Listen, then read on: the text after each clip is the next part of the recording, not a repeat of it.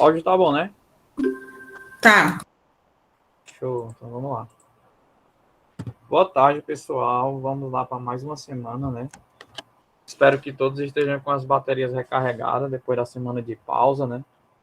E aí a gente vai falar essa semana sobre título em volume e ppm, ainda falando sobre o assunto soluções, tá bom? O título em volume, como eu coloquei para vocês no material, né? Ele indica o quê? Ele indica o número de unidades de volume de soluto existente em 100 unidades de volume de solução. Então, os 100 unidades é a nossa referência, né? 100 unidades.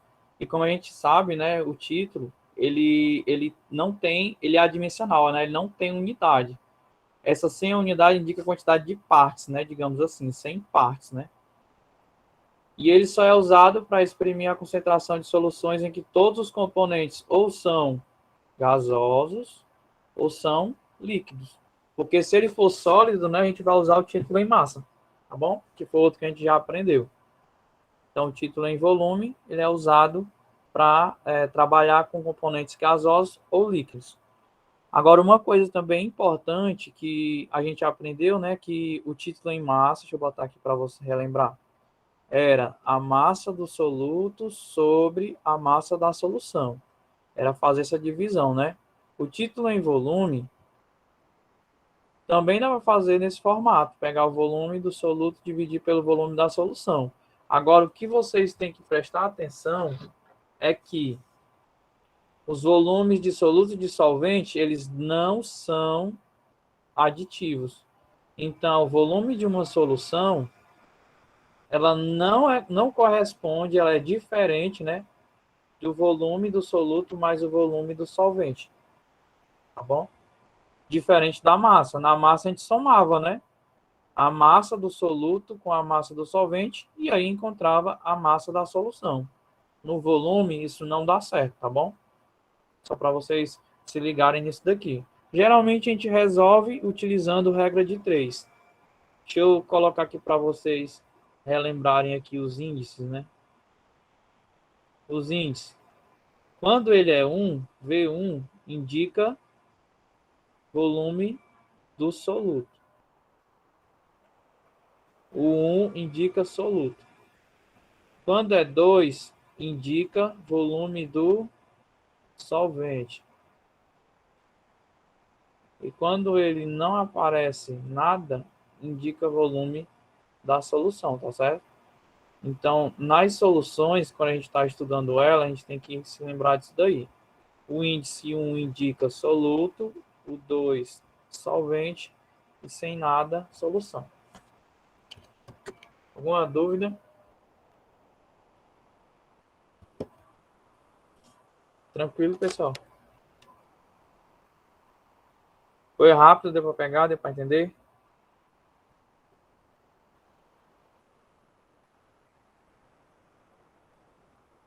Tranquilo, né, Lucas? Pronto.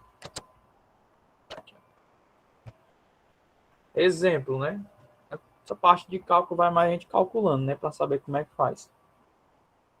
1 litro de vinagre. O vinagre é uma solução aquosa de ácido acético, né? Então, é o ácido acético mais a água. Apresenta 55 ml de ácido acético.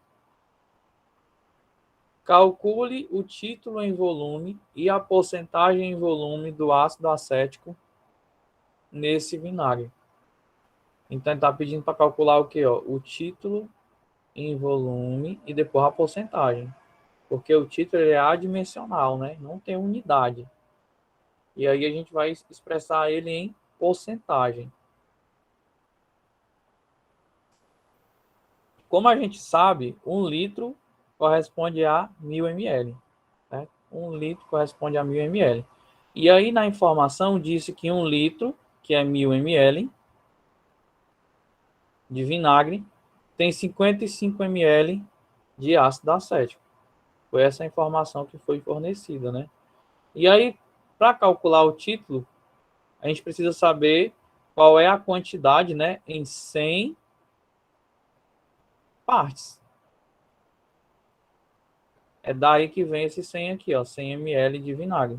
Então, em 100 partes de vinagre, em 100 ml de vinagre, eu vou ter quanto? X. Esse X é que vai corresponder a quantidade de ácido acético para a gente encontrar o título, né, relacionado a ele. E aí, fazendo isso, a gente vai ter aqui, ó, regrazinha de 3, né? O 1000 está multiplicando o X. E o 100 está multiplicando o 55. Tá certo? O 1000, por estar multiplicando o X, passa para o outro lado da igualdade dividindo. Então, ele fica já aqui, ó.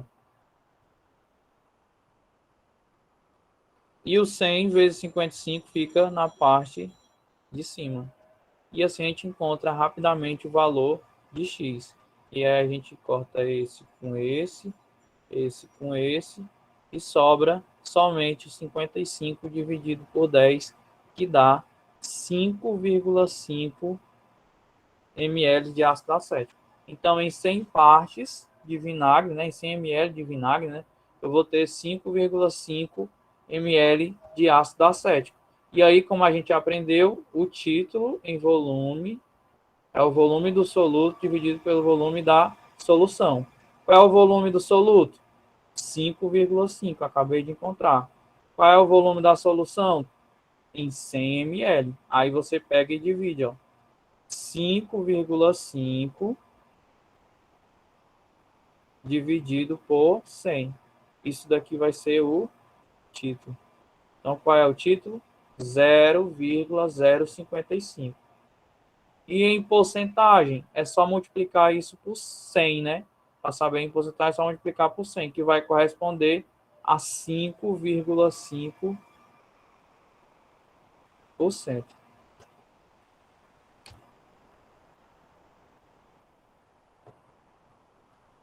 E aí hoje a gente vai falar também sobre a concentração em ppm. O que que o ppm indica, né? Indica a quantidade de partes, né, de soluto que existem em 1 milhão. Então, ppm é partes por milhão.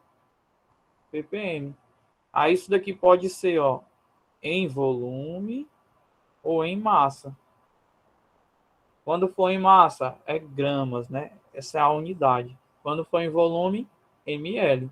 Então, o ppm ele vai nos indicar uma parte de soluto, né, existente em 1 milhão de partes de solução. Isso daqui é usado, o ppm, principalmente quando a concentração é bem baixinha, né?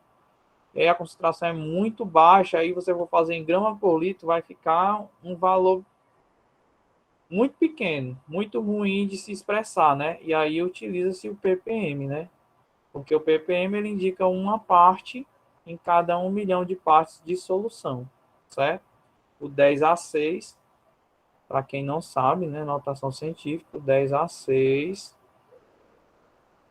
ele corresponde a 1 milhão. 6 zeros, tem aqui, ó, 10A6, notação científica, corresponde a 1 milhão. É o 1 mais 6 zeros. Tá bom? Para soluções na fase gasosa, utiliza-se a concentração em ppm expressa em volume. Então, se for fase gasosa, ppm em volume. E aí, volume é o que? ml, litros, metro cúbico, né? Mas para a gente fazer o cálculo é ml.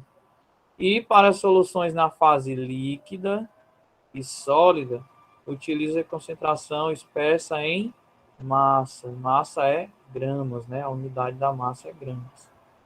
Há casos em que a solução é tão diluída que a sua concentração é expressa em ppb, que é partes por bilhão. Ou seja, uma parte a cada 1 milhão. 10 a 9 corresponde a 1,9 zeros.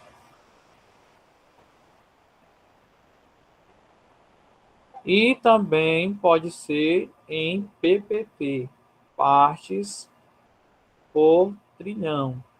é uma parte, um ppt equivale a uma parte em 1 trilhão de partes. Olha agora o número aí já aumentando, ó.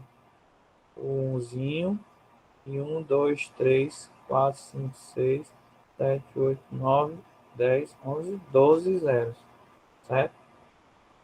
A gente for fazer cálculo, escrever isso tudo, hein, no Enem, é complicado, por isso que é melhor a gente usar 10 a 12, 10 a 9, e depois fazer os cálculos com a notação científica, né? Tranquilo? Alguma dúvida? Jamile, Daniele, Lucas, Diene.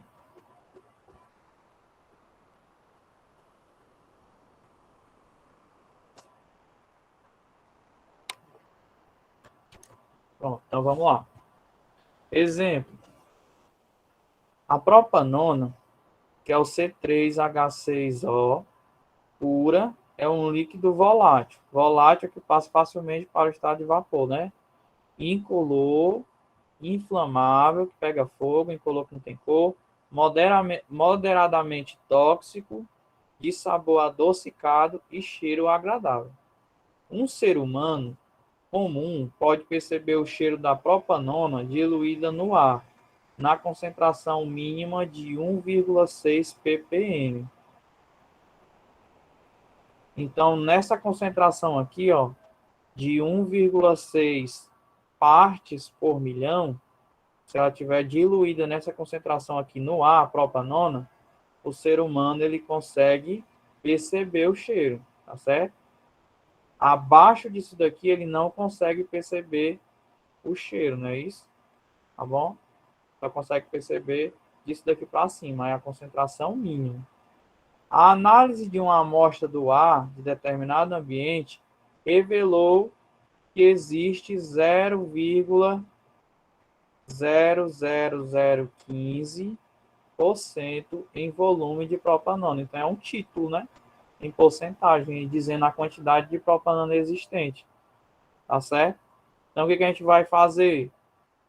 A pergunta, né? Uma pessoa, ao entrar no ambiente, vai perceber o odor da propanona nesse ambiente que tem esse título aqui? Então, o que a gente vai fazer? Primeiro de tudo, a gente vai ter que transformar esse valor de 1,6 ppm, a gente vai transformar ele em título. Como é que a gente faz isso? Vamos primeiro analisar os dados, né? 1,6 ppm de propanona corresponde, como ela está no ar, né? Fase gasosa, né? É em volume, né? Que a gente vai trabalhar. Então, é 1,6 ml a cada 1 milhão de ml de ar, porque é partes por milhão. 1,6 ppm indica isso. E a gente sabe que 1.000 ml corresponde a 1 litro. Só que aqui eu tenho 1 milhão de ml. Fazendo aqui a divisão, a gente vai ver que 1 milhão dividido para 1.000 vai dar igual a 1.000 litros. E 1.000 litros corresponde a 1 metro cúbico. Ou seja, em outras palavras, transformando aqui, 1 milhão de ml corresponde a 1 metro cúbico. Então, aqui dentro do ambiente, a gente tem 1,6 ml de propanona a cada 1 metro cúbico de ar. É desse jeito que está a nossa solução. Então, a gente conclui que para cada metro cúbico de ar, contém 1,6 ml de propanona. Tá entendendo? Cada metro cúbico, né? Que se aumentar aí já fica diferente. É para um ambiente de 1 metro cúbico, né? Ou seja, 1 metro para cada lado, né? 1 metro para cima, 1 metro para o lado, 1 metro para o outro. Certo? 1 metro cúbico. Formando um cubo de 1 metro para todos os lados. E aí, a partir disso, a gente basta encontrar, né? Fazer isso para encontrar o título, né? O título em porcentagem. Para encontrar o título em porcentagem, já sabendo que isso daqui trabalha para 1 metro cúbico, a gente tem que 1,6 parte de propanona em 1 milhão de partes de ar. Em 1 metro cúbico, tá certo? Aqui está trabalhando no metro cúbico. E aí, quando eu tiver 100 partes, lembra lá do título? 100 partes, né? Sempre 100, né? Eu vou ter x. Aí eu faço a regrinha de 3, ó. X multiplicado pelo 1 milhão e 1,6 multiplicado pelo 100. O 1 milhão, que multiplica o x, passa para o outro lado, dividindo, e em cima fica o 1,6 vezes o 100. Depois disso, só resolver, né?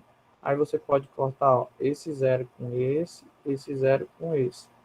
E aí vai ficar 1,6 sobre 10.000, né?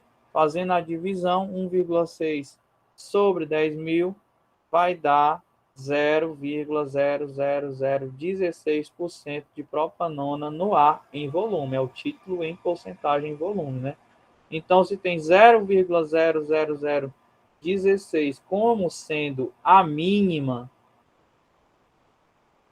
e lá, no caso lá, existe 0,00015, isso significa que o ser humano ele não poderá perceber o odor, né? Assim que se resolveria essa questão. Não perceberia o odor, certo? Uma questão aí contextualizada para vocês. Alguma dúvida? Jamile, Gregory, Lucas, alguma dúvida? Giene? Não, né? Pronto, então vamos lá, continuando. Aí eu trouxe outra aqui para vocês sobre PPB. PPB, como eu falei, é partes por bilhão. Então agora não é mais uma parte em 1 milhão, né? É uma parte em 1 bilhão. Vamos lá para a questão. Os metais pesados, como o chumbo, eles são bioacumulativos. Olha aí, a aulinha da mágica, né? Fala sobre isso, sobre bioacumulação. Isto é, são resistentes à degradação biológica, à degradação química e à degradação fotolítica provocada pela luz, afetando o equilíbrio dos ecossistemas, mesmo em pequenas concentrações. A água potável, ela deve conter no máximo 15 ppb, ou seja, partes por bilhão, de chumbo. Embora constantemente sejam encontradas águas com mais de 100, né? Só encontrar água com mais de 100, mas não é o ideal, né? O ideal é que tenha no máximo 15. Se a concentração de chumbo em uma água potável é de 100 ppb, quantos gramas de chumbo são consumidos ao beber 1 litro dessa água? Então, o que a gente vai fazer, né? A gente tem aqui, ó, 100 ppb, né? Que é a concentração do chumbo nessa água potável, tá certo? Nessa água potável. E aí a gente vai descobrir em 1 litro quantos gramas de chumbo tem lá. Vão ser consumidos, se a pessoa beber 1 litro dessa água. E aí, como a gente viu, ó, a concentração é 100 ppb, isso significa, como ela é um líquido, né? A gente vai trabalhar com massa, então é gramas, significa que vai ter 100 gramas de chumbo em cada 1 milhão não, né? 1 bilhão de gramas de água. O 100 ppb de chumbo indica isso. Essa é a concentração dele. É 100 gramas de chumbo em 1 bilhão de gramas de água. Aí você deve pensar assim, professor, mas não era para ser em volume? Lembra lá, né? Só os gases, né? Só as fases gasosas que a gente trabalha em volume. ppb, ppm, né? Só os gases que trabalham com volume. Os líquidos e os sólidos são em massa, tá bom? Aí a gente faz um ajustezinho aqui, né, para facilitar o nosso trabalho. Então, 100, transformando em notação científica, é 10 elevado a 2. Aí repete aqui, 10 elevado a 2. E 1 bilhão é 10 elevado a 9. Como eu falei para você, é só contar quantos zerinhos tem aqui, né? Aqui tem 9, então 10 elevado a 9. Então, considerando que a densidade da água é 1 grama por mililitro, ou seja, né, se eu tenho 100 gramas de água, eu vou ter 100 ml, considerando isso. Se eu tiver 1.000 gramas de água, eu vou ter 1000 ml. Em outras palavras, 1 litro, né? 1 litro equivale a 1000 ml, certo? Então, o que eu vou fazer agora? Como a ppb aqui a gente viu que era em massa, a gente tem que transformar essa água em volume. Como a densidade da água é fácil, né? Na quantidade de água que a gente tem aqui é 1, então facilmente a gente transforma. É o mesmo 10 a 9, só que a gente transformou de gramas para ml. Tá bom? Então significa que a gente tem 10 elevado a 2 gramas de chumbo a cada 1 bilhão de ml de água. Foi isso que nos forneceu. E aí eu quero saber qual é a massa, né? Quando for 1 litro. Não é 1 litro de água que ele perguntou lá? Quantas gramas? 1 litro de água? Quantos gramas, né? 1 litro de água, como a gente sabe, é 1000 ml. 1000 ml é 10 elevado a 3, porque tem 3 zerinhos, né? Então fica aqui, ó. 1 litro de água, 1000 ml, eu vou ter X. Aí é só fazer a regrinha de 3, bem bonitinha, que aí desenrola. O 10 elevado a 9 está multiplicando o X. Então, vai para o outro lado dividindo. Então, ele fica embaixo. O 10 elevado a 2 e o 10 elevado a 3 ficam em cima. Um multiplicando o outro. E aí a gente faz assim, ó. Quando está multiplicando, a gente soma os expoentes. Então, 3 mais 2 dá 5, né? A gente soma os expoentes. Dá 5. Então, vai ficar assim, ó. 10 elevado a 5. Quando a gente está dividindo na notação científica, a gente subtrai. Então, vai ser 5 menos 9. 5 menos 9, quanto é que dá? Eu pego o sinal do maior. É assim, ó, 5 menos 9. Eu pego o sinal do maior, que é o 9, é o menos, e subtraio. 9 menos 5 dá 4. Por isso que a resposta é 10 elevado a menos 4. Ok? Então, essa é a quantidade de chumbo que a gente consome, né? Que é consumido, na verdade, né? Quando a pessoa tomar essa água com essa concentração de chumbo, sem ppb. 10 a menos 4. Professor, 10 a menos 4 é o quê? Vamos fazer aqui, ó. Bota o 1, né? E anda 4 casinhas para a esquerda. Então, aqui é 1, 2, 3, 4. Então, 10 a menos 4 é isso aqui, ó. 0,0001 grama. Bom? Tranquilo?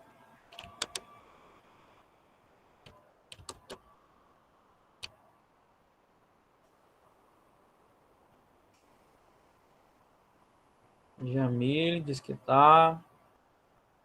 Tamires, tá tranquilo? Tamires, Diene.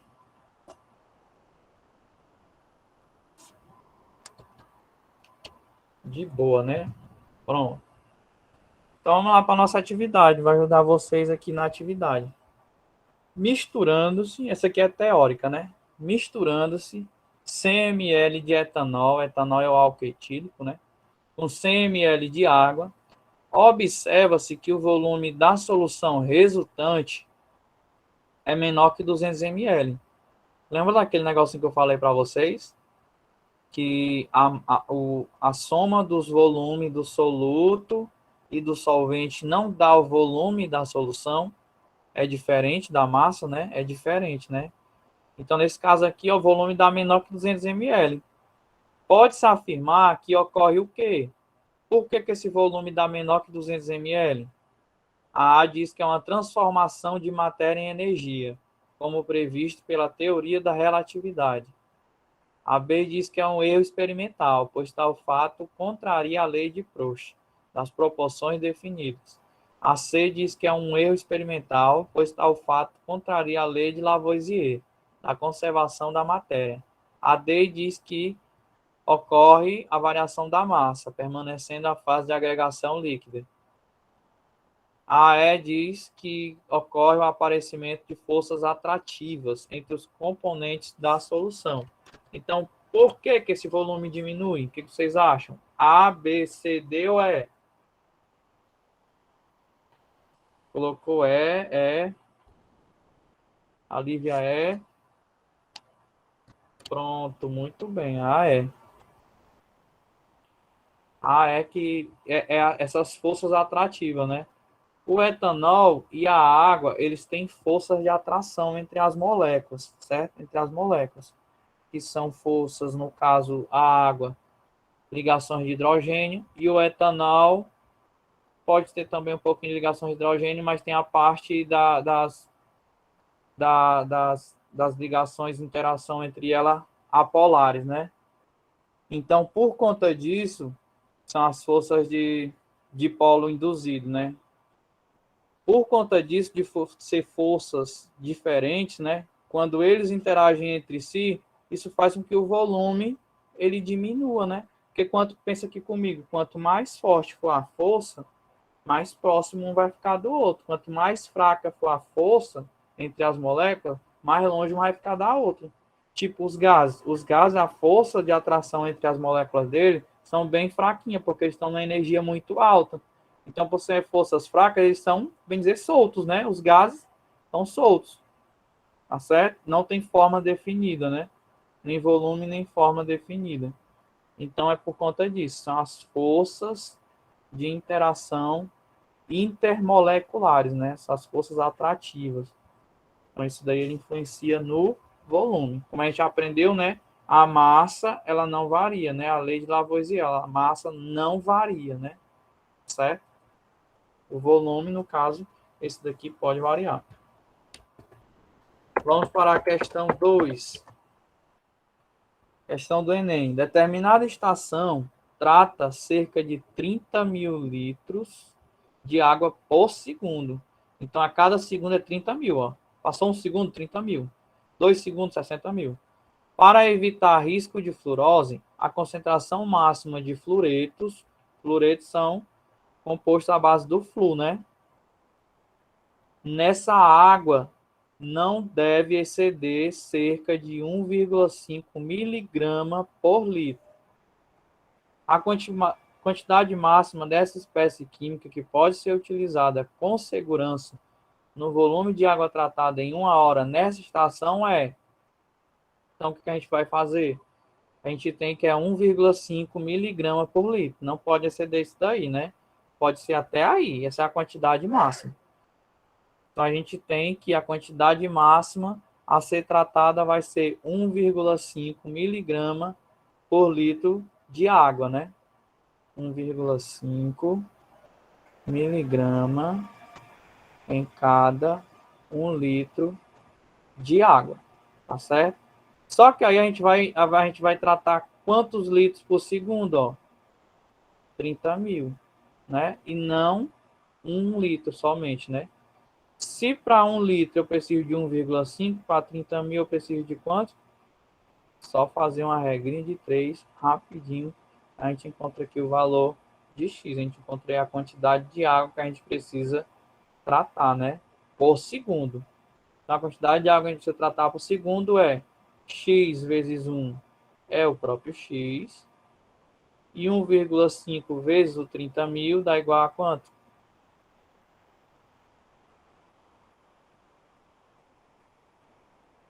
Vamos transformar isso daqui, o que vocês acham? Vamos transformar em notação científica ou não?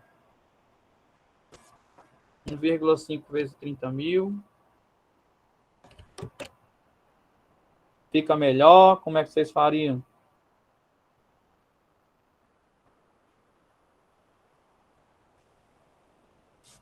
Cadê o povo? Dá 45 mil. Então deixa assim mesmo, né, Leandro?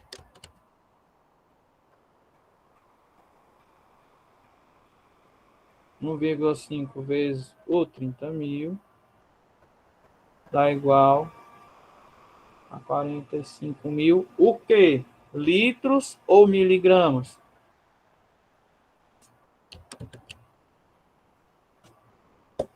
Precisa saber, né? É litros ou miligramas?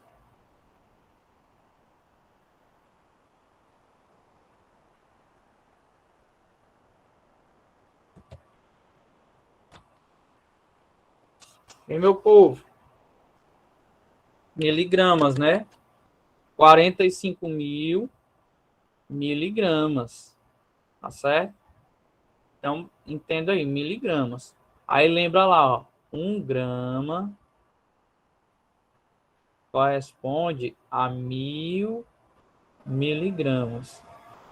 1 grama corresponde a 1.000 miligramas. Se a gente precisar transformar, porque olha que tá tudo em quilo, ó. Tudo em quilo. Se a gente precisar transformar, a gente usa isso daqui. Aí, rapidez, ó. Se 1 grama equivale a 1.000 miligramas, e eu tenho 45.000 miligramas, isso significa que eu tenho quantos gramas?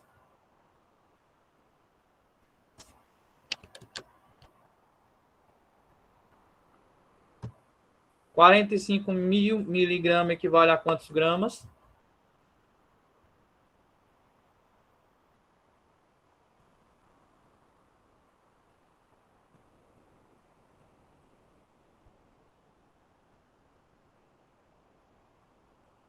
A Jenny foi na resposta, foi, Jenny? Não, Jenny, eu estou dizendo assim, ó, 1 grama equivale a 1.000 miligramas. Se eu tenho 45.000 miligramas, eu vou ter quantos gramas? É o que eu queria que vocês fizessem de cabeça.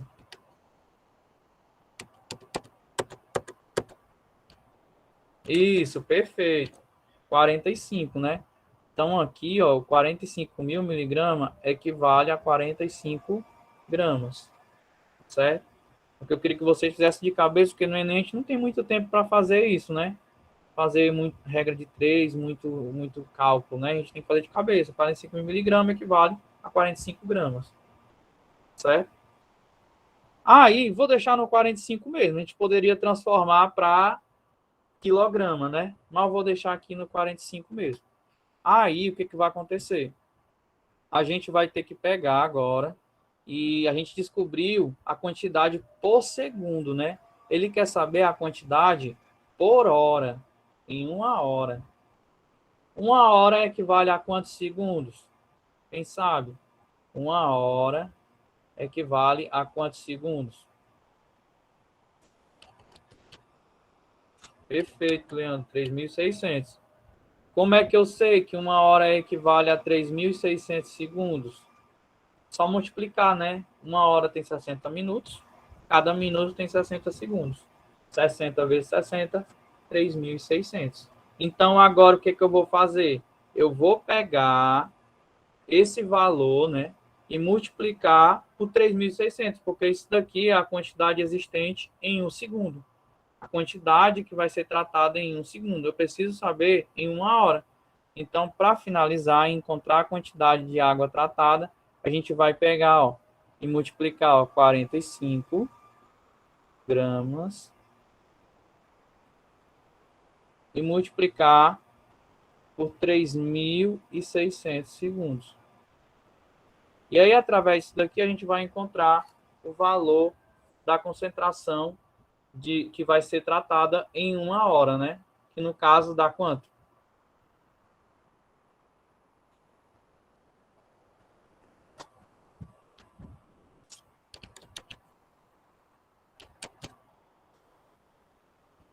Dá 162 mil gramas.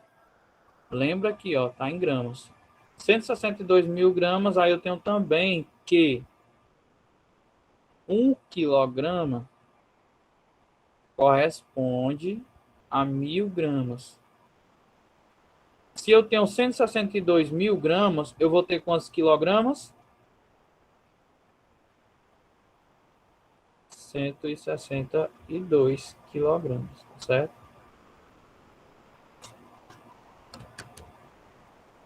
Tranquilo? Tranquilo, né, Leandro? Isso, se fosse transformar, Leandro, dava 0,045 quilogramas, perfeito. Mas aí a gente quando for resolver essas questões, assim, né, uma dica que eu utilizo isso, né? Vocês podem fazer diferente, pode ficar à vontade. Eu não gosto de trabalhar com número quebrado, a gente prefere trabalhar com número inteiro, né? Aí 0,045 às vezes dá um nó, né, no juiz, é melhor trabalhar com 45, né? Fica mais fácil. Com números assim inteiros, que aí fica mais fácil para a gente encontrar o resultado. Show? Ficou alguma dúvida? Deu para entender? Leandro, Gregory, Francisca, Diene, entendeu? Pronto, depois vamos para a última. Na última fala assim, ó, a fluoretação das águas de abastecimento público é a medida mais abrangente, segura, econômica e democrática de se diminuir a incidência de cáries dentárias. Mesma coisa que a gente estava falando na outra questão, né, sobre a fluoretação. Sabendo que a dose de flúor que ocasiona prejuízo à saúde é 5 miligramas por quilo de peso corporal. Por que eles botaram peso corporal assim, entre aspas? Quem que sabe por que botou peso corporal entre aspas? Porque na verdade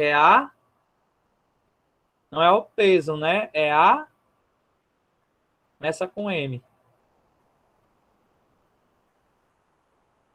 Massa, perfeito, Leandro. É a massa. O peso ele é a massa vezes a gravidade, né? Então o peso ele é diferente. É a massa vezes a gravidade. Então, o número de litros de água fluoretado com 0,7 ppm em flu, que pode ocasionar problemas ao organismo de um indivíduo com 70 quilogramas, é. Então, a gente sabe que é 5 miligramas por quilo, né? 5 miligramas por quilo. E aí o indivíduo, ele tem 70 quilos. Então, no total vai ficar quanto? Vamos fazer aí, né? Ó, no caso era só multiplicar, mas vou fazer a regrinha de 3. É 5 miligramas por cada 1 quilograma. E aí, no indivíduo de 70 quilogramas, qual é a quantidade de flúor? X, né? Fazendo a regrinha de 3, ó. X vezes 1 é X. E 5 vezes 70. 5 vezes 70 dá igual a quanto? Isso, muito perfeito. 350 miligramas, né? Então dá 350 miligramas. De quem? De flúor.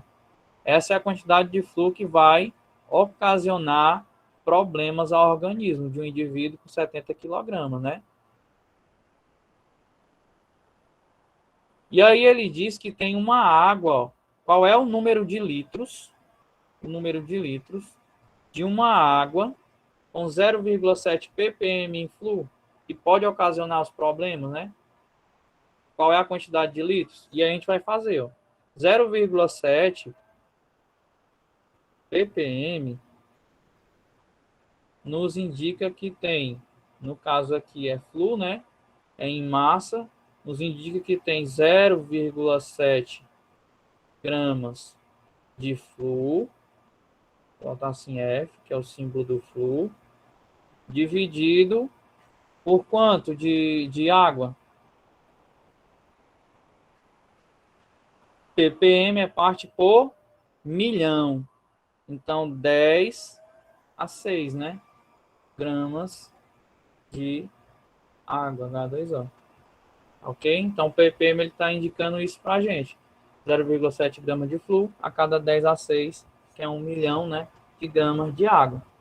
Só que aí a gente quer saber em litros, né? Quantos litros de água, o número de litros de água que a pessoa pode consumir, né?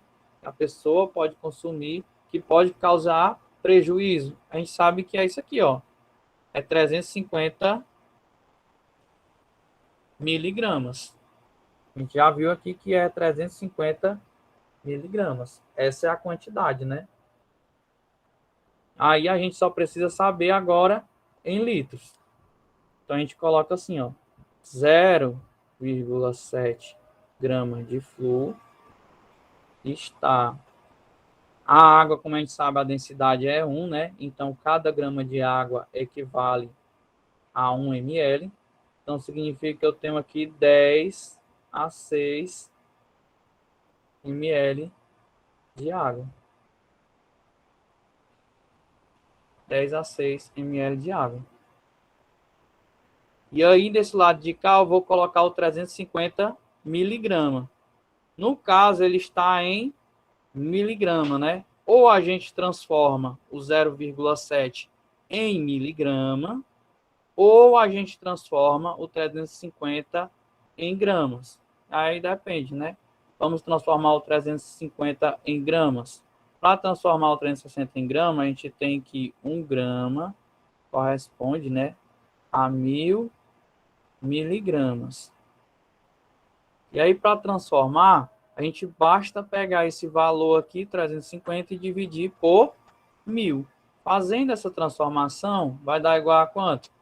Vai andar 3 casinhas, né, que é a quantidade de zeros que tem aqui para a esquerda. 1, 2, 3.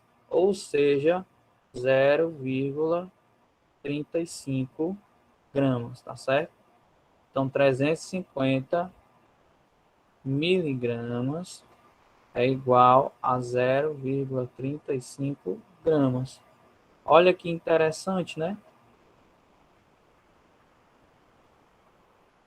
Rapidez a gente fez aqui. Então, ficou que 0,7 está para 10 a 6 ml de água e 0,35 gramas vai corresponder a quantos litros, né? X. Fazendo a regrinha de 3, a gente vai ter que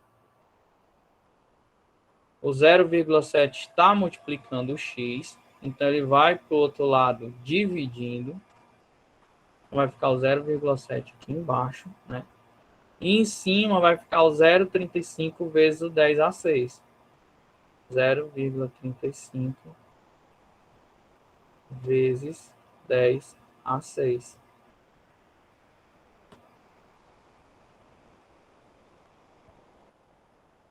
Zero 0,35 dividido por 0,7 dá igual a quanto? Deixa eu ver aqui. Dá 1. 0,35 dividido por 0,7.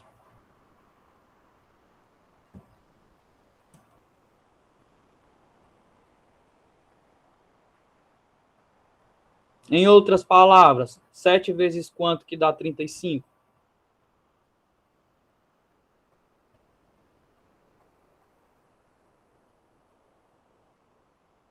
Ou é 0,5. Dá 5, né? 0,5. Como tem um zerinho aqui? 0,5 vezes 10 a 6 ml. E aí a resposta está pedindo em litros, né? A gente viu aqui que está em ml. A gente sabe que já tem que dividir por 1000. Ao dividir por 1000, a gente aprendeu lá aqui, quando a gente divide por 1000, 1000 é a mesma coisa que 10 elevado a 3, né? O 1000. Então, se a gente pegar o 10 a 6 e dividir por 1000, que é 10 a 3, é só pegar o 6 e subtrair do 3. Em outras palavras, vai ficar 0,5 vezes 10 a 3 litros. A gente sabe que esse 10 elevado a 3 é a quantidade de casinha que ele anda para a direita, né? Então, ele anda 3 casinhas para a direita. Então, a gente pode botar assim, ó.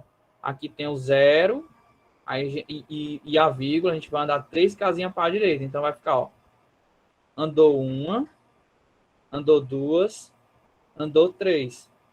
Em outras palavras, são quantos litros de água necessário para ter aquele ppm, né? Aquela concentração em ppm de fluo, 500 litros, né? Tranquilo. Só as transformações, né? São um pouquinho mais puxadas. Tá show? Alguma dúvida?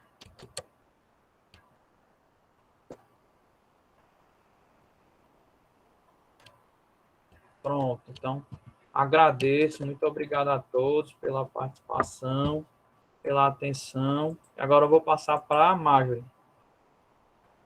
Tchau para vocês. Obrigada, e até mais. Renê. Gente, vamos lá, então. A gente vai dar continuidade ao nosso conteúdo de ecologia, né? E aí, quem já teve tempo de pegar no material, nós vamos falar hoje sobre relações ecológicas, certo? Deixa eu só colocar aqui o slide para vocês.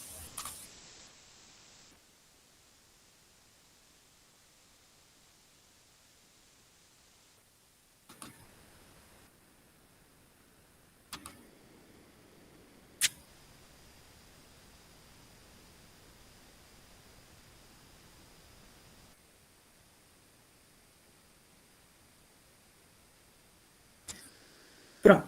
Vocês estão me ouvindo direitinho? Está travando alguma coisa?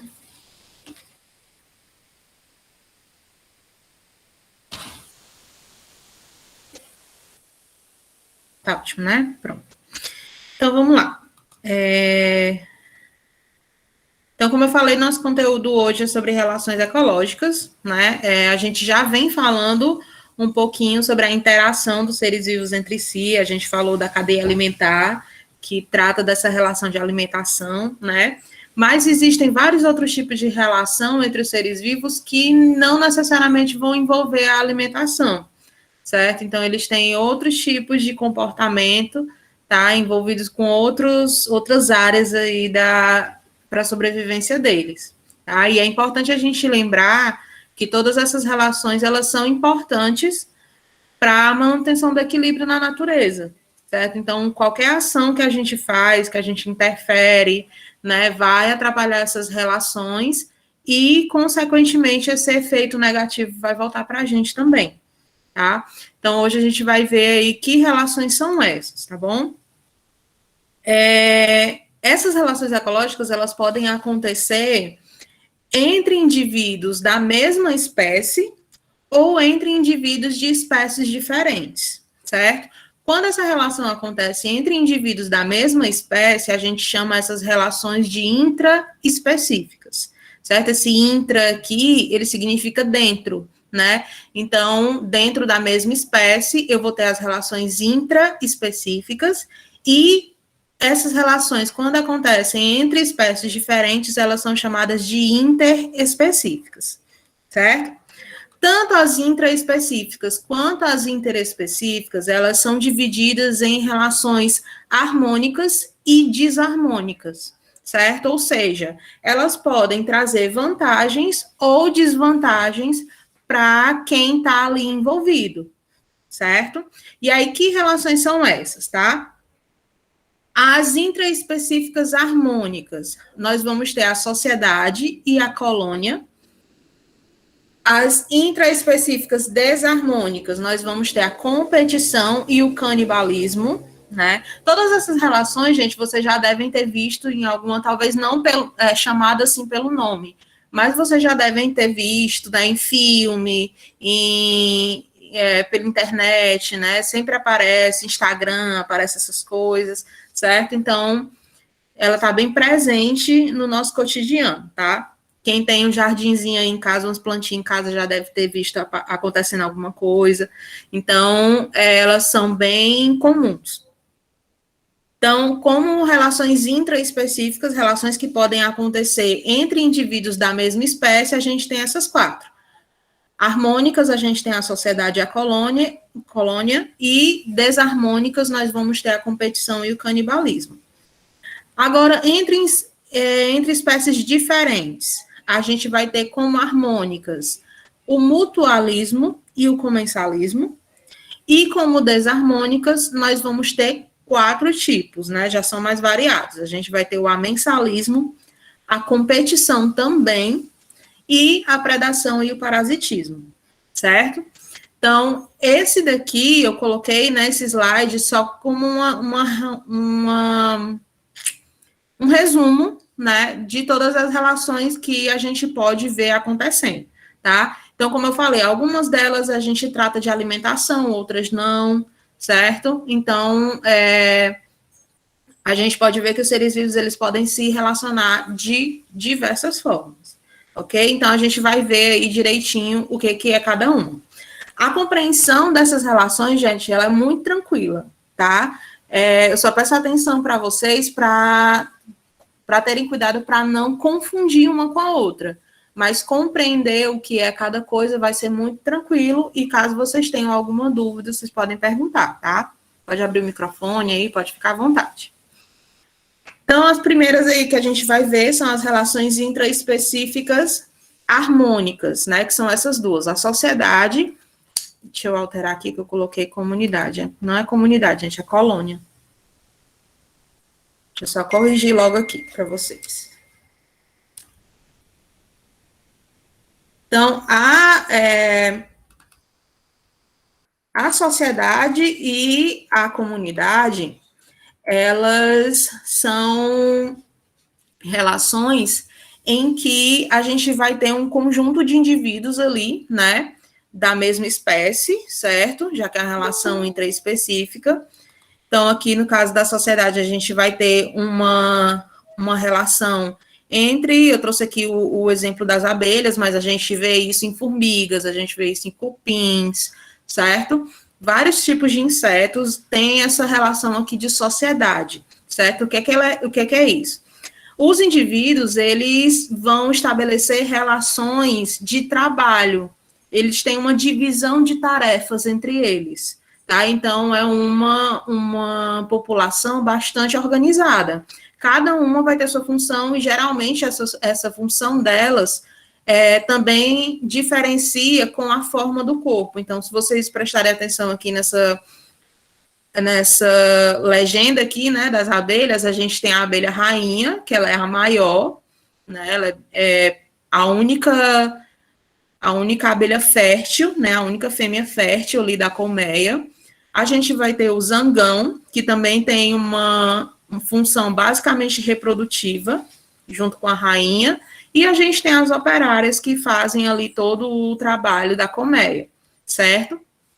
Então, se vocês observarem, o corpo deles, né, é bem diferente um do outro, né? Aqui embaixo também a rainha, o zangão e a operária, tá? Então, isso aqui eu tenho uma sociedade, é quando os indivíduos de uma mesma espécie se juntam e estabelecem entre si uma relação ali, uma divisão de tarefas, certo? Então, eles têm essa diferenciação física também. Já na colônia, esses indivíduos, eles vão se juntar, mas, diferente da sociedade, a gente percebe a colônia como se fosse um indivíduo só. Visualmente, ele parece um indivíduo só. Então, a gente encontra isso muito em corais, né? Aqui eu tenho um coral. Aqui eu tenho uma caravela, que lembra um pouco a água-viva, né? Mas a caravela não é um indivíduo único. A gente tem vários indivíduos aqui, da mesma espécie, que desempenham funções diferentes, certo? Então, na colônia, a gente pode ou não ter essa divisão de trabalho, como a gente tem na sociedade, mas o que vai diferenciar mesmo um do outro é a forma como a gente visualiza. Então, na sociedade, você consegue diferenciar um indivíduo do outro. Na colônia, você não vai conseguir, porque eles estão unidos aqui fisicamente, como se fosse um organismo único, certo? Mas eles são relações aqui que envolvem a organização da população, tá bom? Alguma dúvida nesses dois?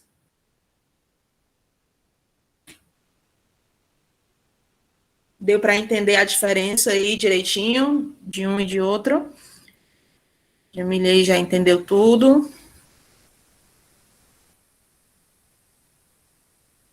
Tá dando um negócio, Giovana? Não tem um negócio, não. Então, gente, essa daqui, né, a sociedade e a colônia, são as formas de relação que a gente tem entre indivíduos da mesma espécie de forma harmônica, certo? A sociedade e a colônia. De forma desarmônica, a gente vai ter aqui, por exemplo, a competição, tá?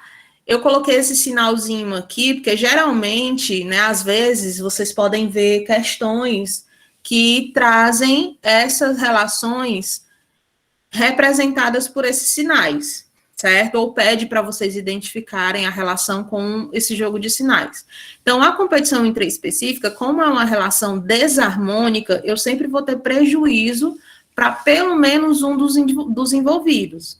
Então, eu sempre vou ter um menos aqui, né? Pode ser que um saia vitorioso dessa competição, mas pode ser que essa competição seja tão intensa que acabe que os dois indivíduos ali envolvidos, né, sejam prejudicados, certo?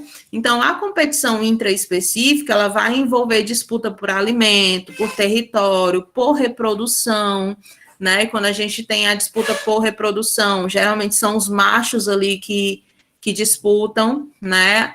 Disputam o domínio das fêmeas, tá? Então, cada espécie ali vai ter sua forma de competir, tá bom? Então, como são indivíduos da mesma espécie, eles vão lutar ali pelos mesmos recursos. Essa competição aqui, ela é mais frequente, certo? Porque eles vivem ali no mesmo ambiente, eles usam os mesmos recursos, então eles vão estar sempre competindo, tá bom? Então, pode ser que um saia vitorioso e pode ser que os dois acabem, né, se prejudicando nessa disputa, tá bom? Então, lembrem-se sempre que eu sempre vou ter pelo menos um prejudicado aí na competição, ok? A outra relação intraespecífica que é desarmônica é o canibalismo, né? Ele é bem conhecido, certo? E aqui eu vou ter um indivíduo se beneficiando em cima do outro, certo? Eu sempre vou ter um prejudicado, por isso que ela é desarmônica. Então, a gente tem relações de canibalismo que já fazem parte do comportamento do animal. Por exemplo, aqui a gente tem um exemplo bem famoso do louva-a-Deus, né? Que a fêmea se alimenta do macho, né? A gente fala da cabeça, mas ela não come só a cabeça, se alimenta do corpo todo após a cópula, né? Então, eles se reproduzem e depois a viúva negra também faz isso, exatamente, Leandro. Várias espécies fazem isso, porque a fêmea, com esse comportamento, ela consegue alguns nutrientes que são necessários para que ela consiga gerar ali os descendentes dela, certo? Então, é um mal que vem para bem, né? As fêmeas ali se alimentam do organismo do macho para conseguir esses nutrientes, né, e conseguir reproduzir de uma forma mais, que tenha mais sucesso, tá? Mas esse canibalismo, ele também pode acontecer, ele também pode acontecer de uma forma mais relacionada ao desequilíbrio, por exemplo, que está sendo notado, né, em ursos polares. O urso polar, naturalmente, não tem esse hábito, mas como tem a questão do aquecimento global, às vezes eles ficam isolados, né, não conseguem achar alimento, eles estão começando a apresentar esse comportamento de canibalismo, né, e aí geralmente são os mais novos que acabam pagando o pato, né? Os mais velhos são maiores, são mais fortes, certo? E isso aqui é fruto de um desequilíbrio ambiental, tá? Pode acontecer, por exemplo, aí, falaram do gato, né? Gato, cachorro, porco faz isso, o panda faz isso, de muitas vezes a mãe comer os filhotes, certo? Isso é um instintivo também. Às vezes, a gente não percebe isso, né, porque a gente não é ali da espécie, mas a mãe, ela percebe quando o filhote, o hamster também tem isso, né, percebe quando o filhote está doente, ou ele é muito debilitado, ou ela acha que ele não tem condições de sobreviver, né, então ela acaba matando ele, se alimentando dele, certo? Então, a gente vai encontrar o canibalismo nessas situações aqui. Ok? Então, é uma prática de alimentação, mas é uma alimentação realizada dentro da espécie. Então, quando isso acontecer dentro da mesma espécie, eu chamo de canibalismo. Tá bom? Ok, gente, entendido até aqui? Ok, né? Então, é bem tranquilo. E aí, agora a gente vai para as relações interespecíficas entre espécies diferentes, certo? Então, não necessariamente por ser espécies diferentes, sempre vai ser negativo. A gente tem algumas relações aí que são positivas. como é o caso do mutualismo. Mutualismo vem de uma coisa mútua, uma troca. Então, o mutualismo é uma troca de favores. Os dois organismos aqui vão se beneficiar, por isso que eu tenho 2 sinaizinhos de mais, tá? Então, aqui eu tenho 2 exemplos para vocês, né? O peixinho palhaço, né? O famoso Nemo aí, que a gente vê nos filmes.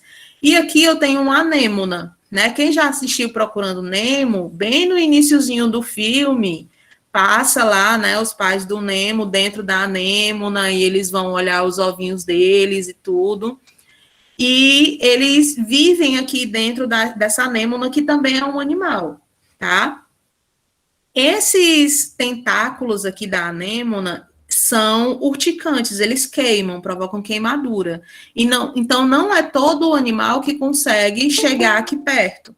No caso do peixe-palhaço, ele tem uma resistência legal a essas queimaduras, ele não sente. Então, o que acontece aqui? A anêmona, por ser um animal, ela precisa de alimentos, certo? A anêmona é carnívora, tá? Então, o que acontece? O peixe-palhaço, como ele mora aqui dentro, ele se utiliza desses tentáculos aqui para se proteger, porque ele é um peixinho pequeno. Então, ele fica aqui dentro. Abaixo desses tentáculos aqui tem tipo um tubo, e aí ele vive aqui dentro da anêmona e, consequentemente, ele se alimenta lá dentro também. A anêmona, então, se alimenta dos restinhos que o peixe-palhaço deixa lá dentro.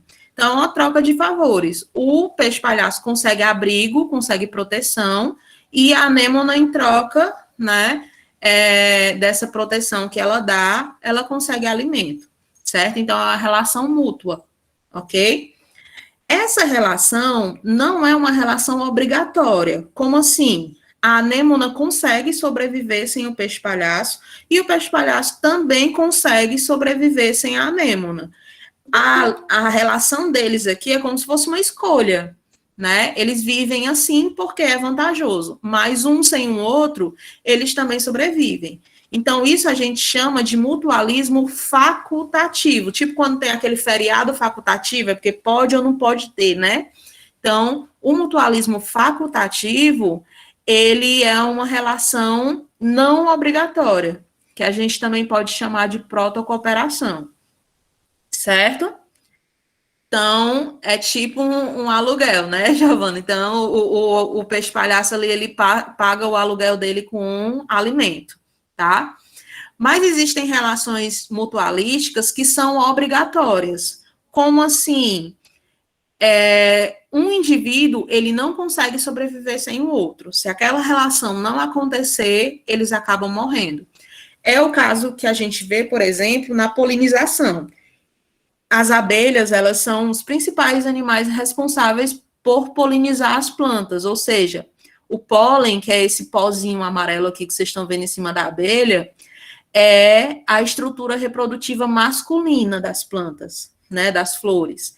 Então, o que acontece? A abelhinha vai lá na flor, atrás do néctar, né, que é uma açuquinha que a planta produz para se alimentar, e aí a flor, então, se aproveita desse momento e cobre a abelha com pólen. O pólen, ele tem uma textura meio grudenta, né, pegajosa, então ele se gruda todinho aqui nos pelinhos da abelha, e aí como a abelha vai de flor em flor, ela vai tirando o pólen de uma, levando para outra, né, e assim vai ajudando as plantas a se reproduzirem, tá? Então, se a abelha não fizer isso, quem já assistiu B-Movie aí, né, trata justamente do que poderia acontecer no mundo se não existissem as abelhas, se as abelhas desaparecessem, certo? Então, grande parte dos alimentos que a gente consome, eles só existem porque as abelhas fazem esse trabalho,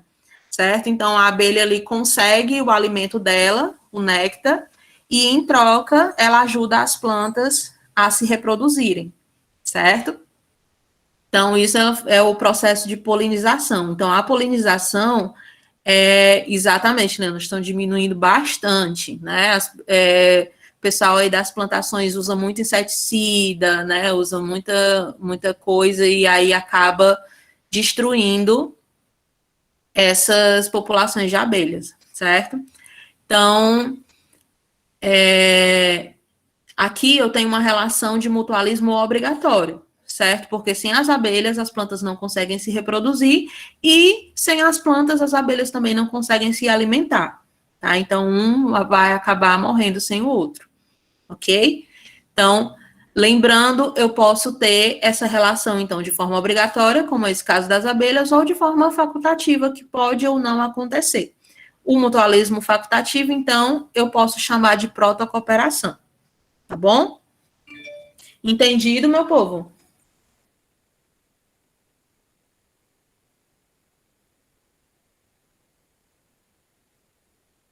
Sim, ok. Então, vamos à próxima relação interespecífica, que também é harmônica, certo? Entre espécies diferentes, e é harmônica, que é o comensalismo. Ok, Eduardo. O comensalismo, eu vou ter uma espécie se beneficiando, que é aqui o maisinho, e a outra espécie envolvida, ela nem é prejudicada e nem é ajudada. Então, para ela tá de boa, aquela relação ali não influi nem contribui, tá? Então, por isso que ela é considerada uma relação harmônica, porque não tem prejuízo para ninguém. É só uma espécie que se beneficia, sem prejudicar a outra. Né? Então, aqui eu tenho dois exemplos, né? Não sei se você já viram esses peixinhos aqui. Isso, a gente encontra muito, principalmente ave faz isso, né, Leandro? Fica em cima ali do boi, fica em cima do búfalo, ficam tirando os carrapatinhos ali do outro, tá? Para ajudar. Então, aqui, ó, na esquerda, eu tenho o exemplo da rêmora. A rêmora, ela tem tipo um adesivo por cima da cabeça dela, que ela se gruda no tubarão, né?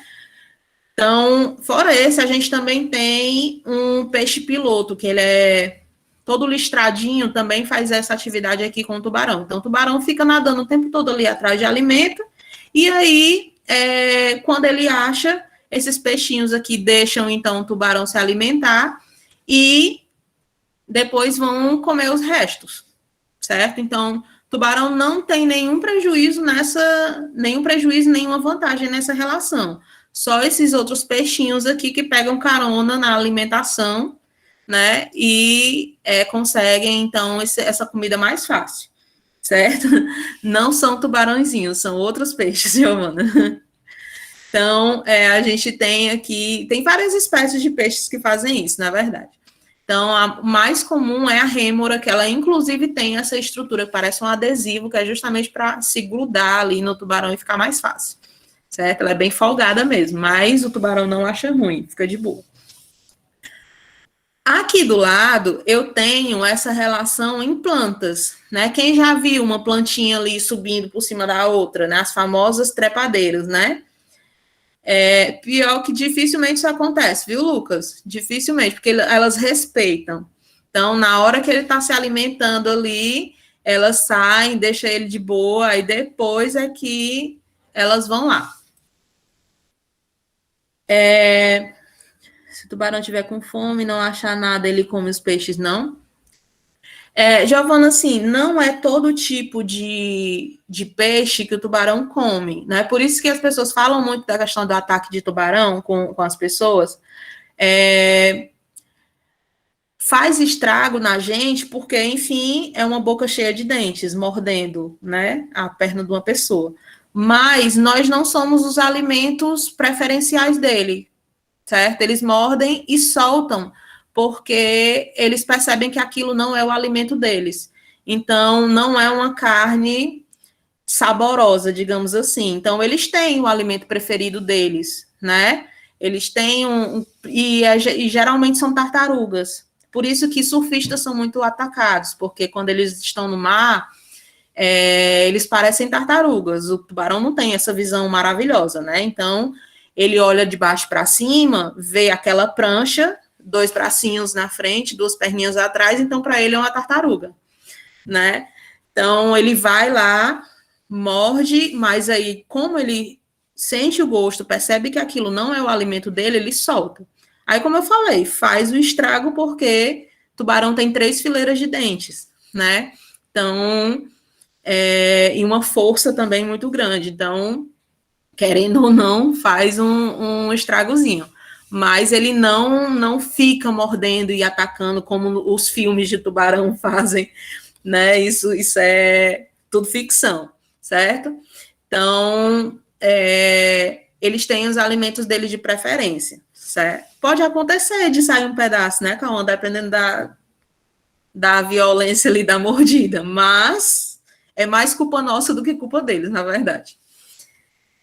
Então, aqui no caso, voltando aqui para as plantas, né? Essas plantas aqui, elas não se alimentam da árvore. Vocês estão vendo aqui que tem um tronco, né? E aqui eu tenho várias bromélias, né? O nome dessa planta é bromélia, que se penduram aqui, certo? Mas vocês estão vendo aqui essas hastezinhas, essas plantinhas, elas têm raiz no chão mesmo. Elas não fixam a raiz na outra árvore, então elas só estão ali em cima, certo? Essa relação aqui eu chamo de inquilinismo, ela é uma inquilina. Quando a gente aluga a casa de alguém, a gente é inquilino dessa pessoa. Então, a gente vê isso acontecendo aqui nas plantas, daqui a pouco, viu, Alicia? Então, essas plantas, elas são inquilinas, elas meio que alugam mesmo, tipo o seu Madruga, exatamente. Então, só mora ali e nunca paga o aluguel. Então, elas se penduram ali, né? Geralmente elas fazem isso para conseguir mais acesso à luz do sol e ficam ali de boa, tranquilas, sem atrapalhar o crescimento da outra árvore, certo? Esse inquilinismo a gente encontra em diversas espécies, tanto vegetal quanto animal, tá? Esse epifitismo aqui é quando eu me refiro especificamente às plantas, são as plantas epífitas. Epífita é a mesma trepadeira, certo? Então, se vocês virem isso, plantas epífitas são plantas trepadeiras, tá? Que crescem aí por cima umas das outras, tá bom? Então, essa daqui são as relações de comensalismo, quando eu tenho uma espécie se beneficiando sem prejudicar a outra, ok? Agora a gente vai para as relações entre espécies diferentes que são prejudiciais, são as relações desarmônicas. A primeira que a gente vai ter é o amensalismo. A gente vai ter aqui um mais e um menos, né? Ou seja, eu tenho uma espécie se beneficiando e prejudicando a outra, tá? Eu trouxe aqui 2 exemplos. O amensalismo é quando uma espécie ela produz uma substância, uma toxina, que impede o crescimento de outra. Aqui do lado esquerdo eu tenho, por exemplo, a ação de um antibiótico, né? Essa parte aqui, esse risquinho aqui são bactérias, né, que cresceram, e aqui eu tenho um fungo, o penicillium, que foi o que deu origem à penicilina, que é um antibiótico. Então, se vocês prestarem atenção aqui ao redor, não crescem, né? Não crescem bactérias. Por quê? Porque o penicillium produz essa substância que a gente usa como antibiótico para matar as bactérias, tá? Então, isso é um amensalismo. É a produção de uma substância que impede o crescimento da outra espécie. Aqui do lado direito, eu tenho um fenômeno conhecido como maré vermelha ou floração, tá? A maré vermelha são microalgas, algas bem pequenininhas, que são coloridas, por isso que a água fica dessa cor, que elas se multiplicam tanto que tornam a água da cor que elas são, certo? Então, aqui no caso, essa algazinha aqui, ela é vermelha, então a água começa a ficar vermelha, certo? E essas algas, essas microalgas, elas produzem uma toxina que é capaz, inclusive, de matar mesmo alguns peixes, crustáceos, né, camarão, caranguejo, acabam morrendo por conta dessa toxina que é produzida, certo? Tanto que quando tem um evento desse de maré vermelha, fica proibida a pesca no local. Em Fortaleza, às vezes tem, e aí os locais que aparecem isso daqui fica impedida a pesca naquele local, porque os organismos absorvem essa toxina e, consequentemente, a gente também pode absorver, certo? Então, é muito perigoso. Então, isso é um amensalismo, tá? A produção de toxinas que impedem o crescimento de outro organismo, ok? Tranquilo? Alguém não entendeu?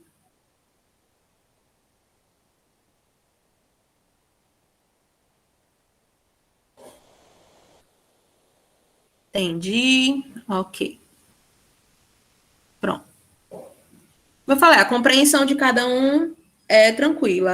O cuidado depois é só para não confundir um com o outro, tá? Bom, aí a gente vai ter duas relações de alimentação: a predação e o parasitismo, certo? A predação é quando eu tenho um animal aqui matando o outro para se alimentar, né? Que eu tenho um exemplo das aves, né, de rapina, aqui uma águia pescando, e, consequentemente, então, eu vou ter um animal se beneficiando e o outro sendo prejudicado, porque o outro vai ser morto, né, para servir de alimento. E aqui do outro lado eu tenho o parasitismo, certo? O parasitismo também é uma relação de alimentação, mas raramente o parasita, que é o organismo que está se alimentando, vai matar o hospedeiro, que é o que está servindo de alimento. Por quê? Parasitas, eles precisam de... Tá dando um negócio de novo, Giovana? Então, parasitas, eles precisam que o hospedeiro dele esteja vivo, para ele continuar se alimentando, certo?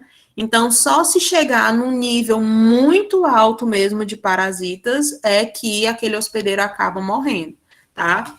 Mas aqui, por exemplo, eu tenho... Vocês já disseram para vocês têm uma solitária na barriga? Pois essa daqui é a solitária. E essa imagem aqui é dentro de um intestino humano, certo? Então, a solitária, aqui um zoom na cabecinha dela, ó, ela tem esses dentinhos. Leandro, não é a lombriga, lombriga é outra coisa, viu? É uma parente da solitária, mas solitária e lombriga são dois vermes diferentes.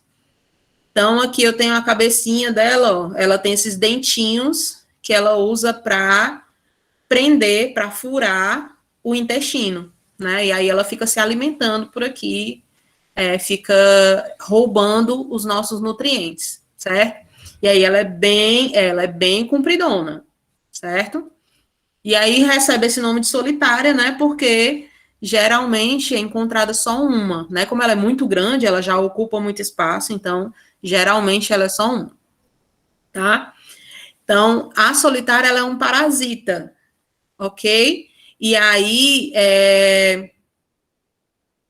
ela precisa do ser humano vivo para poder continuar se alimentando. Se a gente morrer, aí ela não tem como retirar mais alimento, porque ela precisa da gente vivo se alimentando.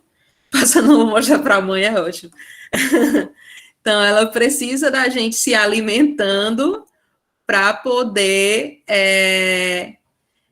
continuar conseguindo os nutrientes dela, certo?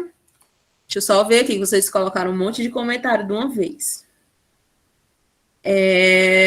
Como é que faz para sair, para tirar, né?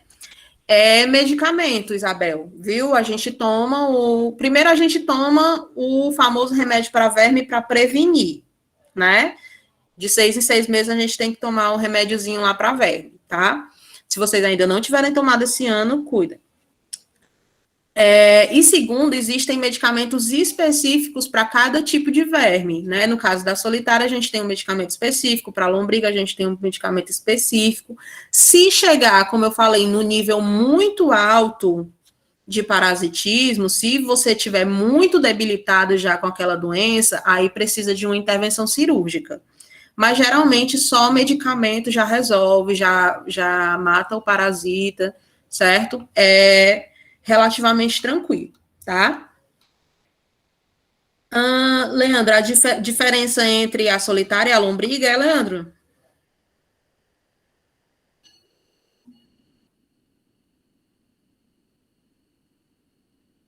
Pronto. A solitária, essa daqui que a gente está vendo, ela é como se fossem primos, certo? São são duas espécies diferentes, tá? A lombriga, ela é cilíndrica. A solitária, se você for ver aqui, ela é meio achatadinha, certo? Ela parece uma fita. A lombriga, ela é cilíndrica e geralmente quem tem lombriga, Peraí, Giovana, porque tem vários comentários, eu tô indo aqui na ordem. A lombriga, ela é cilíndrica e geralmente quem é infestado pela lombriga tem várias, certo? Então, não é só uma solitária como tem aqui na imagem, são várias lombrigas, tá? E elas causam doenças diferentes, ok? Os sintomas de uma para outra são um pouco diferentes, tá bom? Vocês vão chegar nessa parte aí de parasitoses, a gente vai conhecer todos, porque não tem só solitária e lombriga não, tá, gente? Tem vários. Então, a gente vai estudar bem direitinho essas verminoses aí, tá? Deixa eu ver aqui, tem mais. O leite morno, esses remédios aí são mais lenda do que funciona de verdade, tá? Não vão nessa, não. O negócio é tomar remédio para verme mesmo.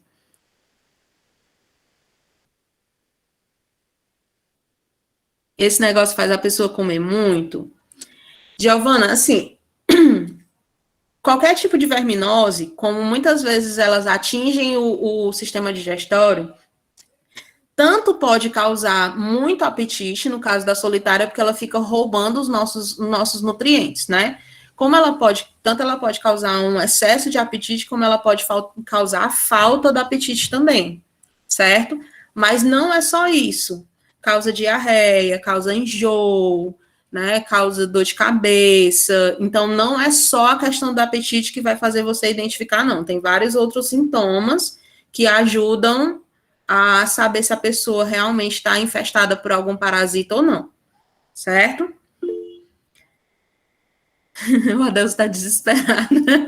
Adelso, remédio, você chegar no posto, tem remédio para verme para você tomar, viu? Alice, como dá para saber que está dentro de nós? Pelos sintomas. Geralmente tem esses sintomas em comum, todos eles, certo? Tem diarreia, enjoo, vômito às vezes, certo? A alteração no apetite, tá bom?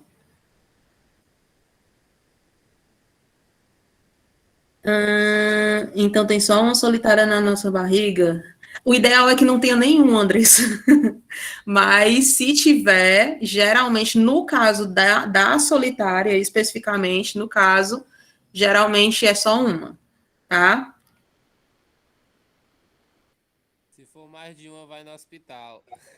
Exatamente. Se você estiver sentindo sintomas muito fortes, aí você vai no hospital. Comer muita carne de porco dá isso, é verdade. A carne de porco, ela tem um verme específico dela, certo? Então, não é toda carne de porco, tem que ser uma carne que venha de uma procedência duvidosa. As carnes que a gente consome, geralmente, elas passam por uma triagem, né? Tem um certo cuidado. Mas caso a carne esteja com verme, você consegue ver. O pessoal conhece como canjiquinha. Você consegue ver umas bolinhas amarelas na carne de porco, né? Ou na carne de gado também. Você consegue ver, assim, claramente que ela está imprópria para consumo, certo? Mas qualquer tipo, peixe pode ter. Quem gosta de sushi, aí, se você comer sushi de uma procedência meio duvidosa, pode ter. Então, não é só a carne de porco, não, viu? Tem que ter vegetais, se forem mal lavados, certo? Então, alface, cheiro verde, que a gente usa bastante. Então, tudo isso pode carregar água também, tá? Então, tudo que for de procedência duvidosa pode carregar vermes, tá? Adelson, um remédio para verme, ele, como prevenção, a gente toma de 6 em 6 meses ou uma vez por ano, certo? Agora, o remédio específico para tratamento, aí é só se você tiver mesmo, mas esse conhecido remédio para verme a gente toma já preventivamente. Eita, que vocês ficaram foi curioso, hein? Pronto, né? Vixe, Sibeli, tem paciência aí, qualquer coisa, depois tu assiste a gravação da aula, se tu não estiver entendendo, viu? Tá sendo gravado e mais tarde eu mando o link para vocês. Então, Giovana, vamos colocar esse negócio em dia. Então, gente, voltando aqui para o assunto, certo? A gente tem aí, então, essas duas relações de alimentação, predação e parasitismo. Lembrando de diferenciar a predação do canibalismo, tá? A predação é quando eu tenho essa relação de alimentação entre espécies diferentes. E o canibalismo é quando isso acontece dentro da mesma espécie, tá? Então, se um organismo matar o outro para se alimentar, se ele for da mesma espécie, eu chamo de canibalismo. Se ele for de espécie diferente, é predação. Entendido? Tranquilo, meu povo? Sim, né? Pronto. E aí a gente vai, acho que para a última aqui, se eu não me engano, para a última relação interespecífica, nós temos a competição. Então, a gente vai ter a competição acontecendo tanto dentro da mesma espécie, como também entre espécies diferentes. Só que no caso aqui da competição entre espécies diferentes, geralmente essa competição é por alimento, certo? Então, aqui a gente tem uma imagem bem famosa, né, do lado direito aqui, as hienas, que quase não deixam os leões e as leoas se alimentarem, né? Geralmente quem caça são os leões e as leoas, certo? Mais as leoas, mais as fêmeas. E aí,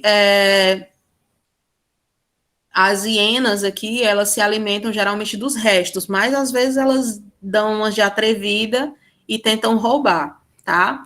E aqui a gente tem também bastante competição entre aves de rapina, né? Aqui a gente tem um gavião ou uma águia, é um gavião, e uma coruja, certo? Essas aves aqui maiores, elas também às vezes competem por alimento, ok? E aí, do mesmo jeito que a competição intraespecífica, eu posso ter um organismo se beneficiando e o outro sendo prejudicado, ou eu posso ter os dois sendo prejudicados. Aqui no caso de aves, é bem comum que elas ficam competindo e acabam as duas sem alimento, e aí depois elas vão ter que procurar de novo, certo? Então, a competição ela é considerada uma relação desarmônica, porque sempre tem ali um que sai mais prejudicado do que o outro, ok? Bom, então, as nossas relações são essas. Eu peguei duas das questões da nossa atividade para a gente resolver, certo? E aí a gente encerra a nossa aula depois dessas questões, tá bom? A primeira questão eu não peguei, essa questão aqui é a segunda questão do material de vocês, tá bom? Inclusive sobre as abelhas que a gente estava comentando. Então a questão diz assim: as abelhas estão desaparecendo e isso é preocupante. Quando terminar, viu, Lucas? 2/3 dos alimentos que nós ingerimos são cultivados com a ajuda das abelhas. Na busca de pólen, sua refeição, esses insetos polinizam plantações de frutas, legumes e grãos. Em tempos em que a escassez mundial de comida é pauta das autoridades no assunto, a perspectiva de ficar sem a ajuda desses seres no abastecimento alimentar seria alarmante. Então, aqui fala um pouco dessa importância das abelhas, né, para continuar produzindo os alimentos que a gente consome. E aí, o que é que essa questão quer? A relação ecológica é estabelecida pelas flores e abelhas que nelas coletam pólen e néctar é. Então, primeiro, eu estou falando de flores e abelhas. São duas espécies diferentes ou a mesma espécie?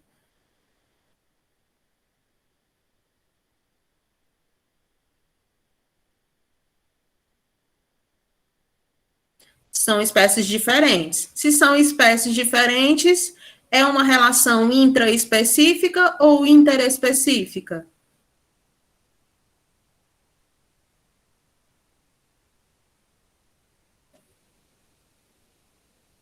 Acho que é a B.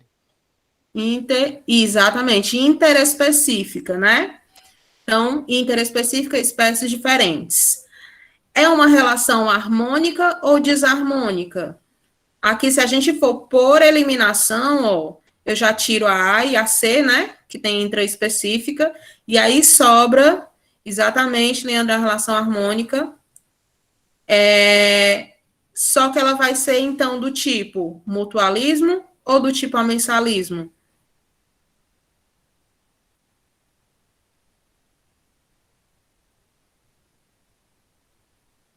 Exatamente. Mutualismo. Então, nossa resposta correta é o item B, certo? O amensalismo, lembrando, é aquela da toxina, uma espécie produz uma toxina, uma substância que impede o crescimento da outra. Então, não é uma relação harmônica, é uma relação desarmônica.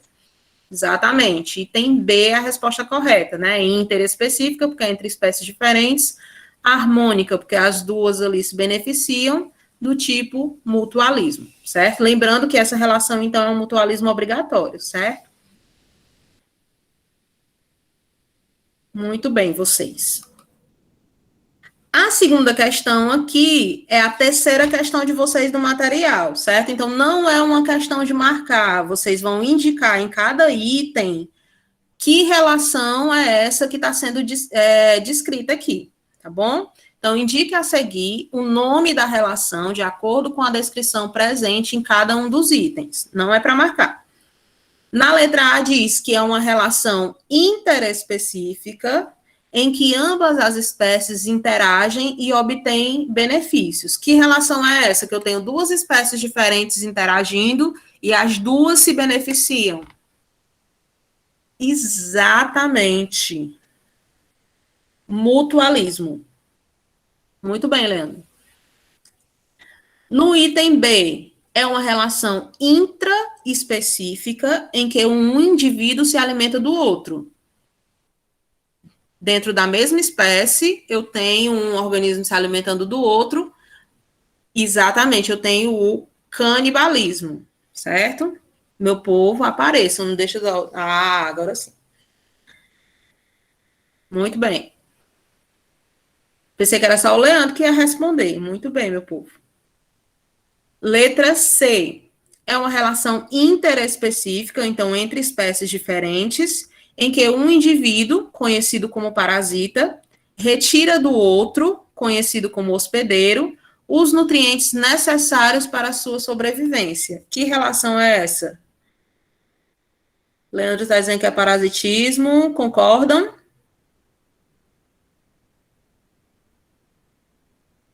Sim. Muito bem, vocês estão craques já. Parasitismo, ok? Letra D. Relação intraespecífica, então, dentro da mesma espécie, em que os indivíduos vivem juntos, sem união física, estabelecendo entre eles uma divisão de trabalho. Menino, o Leandro está com as respostas na ponta da língua, na ponta do dedo, né, no caso. Alice, a sociedade também. Muito bem, meu povo.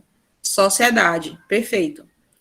E a última, relação que pode ser tanto intraespecífica quanto interespecífica, ou seja, ela pode acontecer dentro da mesma espécie ou entre espécies diferentes, em que os indivíduos envolvidos disputam recursos que estão limitados no ambiente em que vivem. Que relação é essa? Competição, Leandro, quem mais? Todos vão concordar aí?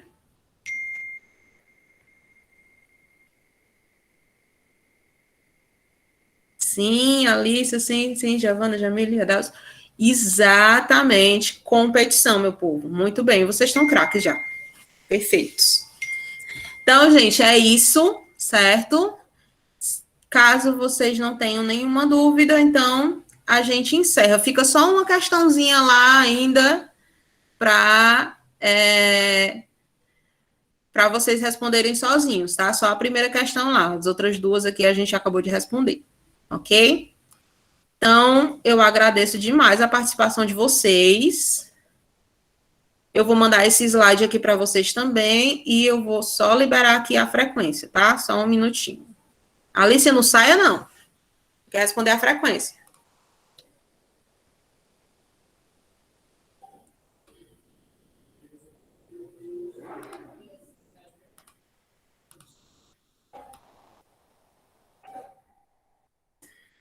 Pronto, meu povo.